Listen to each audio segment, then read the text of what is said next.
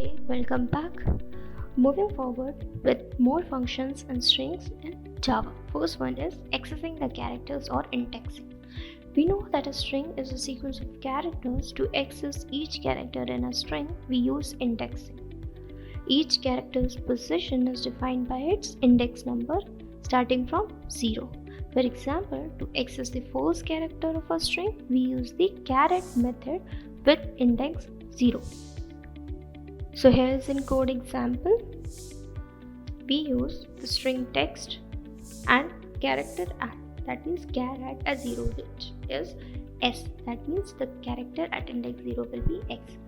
Next one will be changing characters in a string. Strings are immutable in Java, meaning once a string is created, its value cannot be changed directly. But we can change a specific character in a string by converting it into a character array, modifying the character and then converting it back to a string. Let's take an example. Suppose we have the string oxygen and we want to fix the typo by changing C to X. So in this code, we convert the string word into a character array using the toCharArray method. The character at index 2, which is C, is replaced by X. We finally create a new string from the modified character array and print it. So the output will be oxygen. Thank you.